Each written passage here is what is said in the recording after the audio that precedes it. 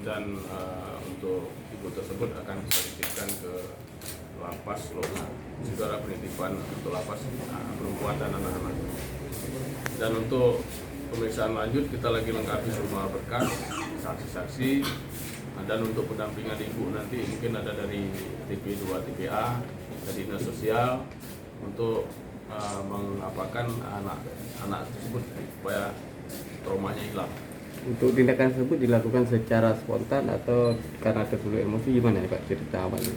Kalau tindakan ibu ini, kalau kita lihat dari ini, ya mungkin karena emosi ya, emosi spontan, karena mungkin ditegur oleh tetangga masalah tanaman, sehingga mungkin sudah berulang-ulang si anak mencabut tanaman cabai ibu ini, ibu tetangga ini mungkin karena nggak tahan ditegur terus, timbullah emosi yang tanpa kita sadari bisa seperti itu, ya. Mungkin